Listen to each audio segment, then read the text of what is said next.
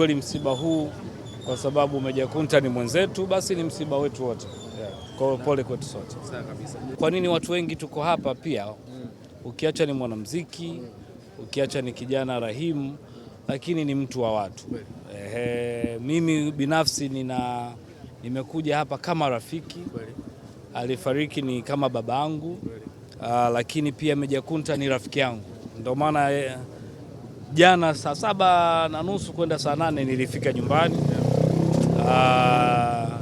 nikampa pole, lakini katika hiki au ratiba hii inayoendelea nikaona umuhimu wa kufika ili niweze kushiriki na mimi mazishi ya kwenda kumpumzisha baba yetu. Kwa hiyo niseme katika haya matatu ninayozungumza, kama mtu ambaye ana uelewa mpana atagundua kwamba Meja Kunta ni mtu wa watu, lakini mwanamuziki, ila ni rafiki wa watu wengi. Kwa hiyo katika jambo hili tunaamini kwamba mtu anazaliwa na mtu anaishi, lakini mtu anakufa. Moja ya kitu ambacho watu wanatakiwa wajue, kifo ni ibada ambayo inatukumbusha sisi wanadamu ambao tuko hai, Mwenyezi Mungu ametujalia afya, tunaendelea kuishi duniani. Kwa wale wanaotangulia ni kutukumbusha tu kwamba unazaliwa, unaishi na unakufa. Kwa kifo ni kipo. Tuishi kwa upendo, tuishi kwa amani, tuishi kwa kupendana, lakini tuishi kwa kuwa tunajua kwamba Mungu yupo na sisi tuwe watu wema kwa wenzetu ambao wanaoendelea. Tusitanuke sana mabega, vifua, kujiona sisi tuna kila kitu, tuna mamlaka, una fedha, una kitu chochote. Inatukumbusha. Kwa hiyo kushiriki hizi shughuli za maziko ni kuendelea kujifunza na kuwa na imani hiyo kwamba kwa dini zote zinazoamini kwamba kuna Mungu, kwamba kifo ni ibada na tuendelee kuwa watu wema katika maisha yetu. Kwanza ni kitu ambacho kila mtu kilimshtua, mimi binafsi pia kilinishtua, lakini kulikuwa na initiative mbalimbali zishaanza kufanyika kabla ya kifo hichi kutokea, kwa maana ya marafiki zake, lakini kama serikali pia tulishaanza kuona, tumeona naibu waziri alishaanza kupata initiative, na umeona before that akaanza kumpost, na sisi tulitaka kujiorganize kama marafiki kuona tunalibebaje hili jambo. Na yeye kama alivyoandika, sio muumini sana wa kutaka kuomba, alitaka kuanza kuuza vitu, lakini matatizo bwana huaga yanamfika mtu yoyote. Ni kusema, nimejifunza cha kwanza ni kusema pale ambapo una matatizo yamekukuta, ni kuendelea kusema, kuwashirikisha ndugu zako na kuona marafiki zako, watu walokuzunguka wanaweza kukusaidiaje. Lakini cha pili ni kujifunza pia. Tumeona, mimi naweza kuzungumzia rais wetu Daktari Samia Suluhu Hassan ameintroduce hii bima kwa watu wote, bima kwa wote. Nadhani sasa ni initiative nzuri kuona tunapata hiyo notion kama Watanzania. Kiongozi wetu wa nchi ameleta hili jambo na sisi tuliunge mkono kwa kwenda kufanya hivyo, kujiunga katika bima ya watu wote ambao maradhi kama hivi yanatutokea, basi unakuwa mtu huna mashaka, unakuwa na bima yako na serikali inaweza kubeba zile gharama. Hicho pia nimejifunza, lakini pia nimejifunza pia kuendelea kuwa kuungana kwa pamoja katika masuala ya matatizo. Lazima tutengeneze marafiki, tutengeneze umoja, tutengeneze mshikamano na kupendana, ili mambo haya yanapotokea basi unakuwa na watu ambao pia wapo nyuma yako na wanaweza kukupa support katika masuala hayo. Mambo yanaenda kwa kubadilika. Mimi nimefanya music miaka 15.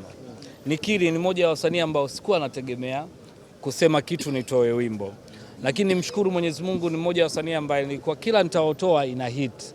Yaani mimi nikisema nasimama kwenye stage napiga nyimbo 15, nyimbo zote watu wanaimba, na sikuwahi kusema nataka kitu fulani, nimemdate nani, nimefanya nini. Alhamdulillah. Lakini moja ya strategic, umeelewa, katika music ilikuwa lazima useme, utokee na story na nini,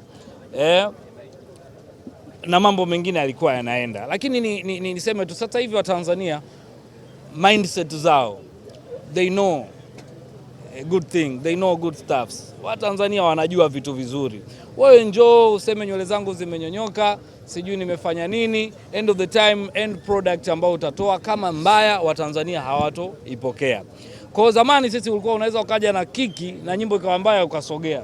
Sasa hivi Watanzania kwenye masuala ya entertainment music wanajua. Kwa hiyo sidhani kama pia ni good strategic. Ni wahase tu wasanii wenzangu ambao wao wanaamini katika masuala ya kiki. Watu wanahitaji music. Good music, wanahitaji. Alafu siku hizi zamani unajua lazima sijui DJ gani akupige, nani akuzungumzia. Sasa hivi mtu unaweka ngoma kwenye social media na inanyanyuka. Kwa hiyo it's all about good music na watu wanajua vitu vizuri. Sidhani kama hiyo inatija sana this time around kwamba wewe useme umedate nana, wewe kadeti hata na shetani. Ukirudi kama nyimbo mbaya watu hawapokei. That's it. Okay, kwako kwamba mtu anakuja msibani kulinda brandi. Kulinda brandi au kutangaza brandi sasa? Kulinda brandi, yani labda kuna aina ya mavazi ambayo unavaa ukimjaji bana uko msibani labda anavaa hivi na hivi. Nimesema hapa kuna kuzaliwa, kuna kuishi na kuna kufa. Kufa kifo ni ibada, mazishi ni ibada. Sidhani kama jambo la msingi especially kwa dada zetu, hata ndugu zetu wengine, kwenda kwenye msiba na kutegemea kwamba utatoka utazungumziwa au watu watakuzungumzia. Sidhani kama ni jambo zuri. Kiutamaduni wetu, culture yetu, Watanzania hatuko hivyo. Tunakwenda kwenye msiba kufarijiana, kumfariji mtu ambaye amefiwa.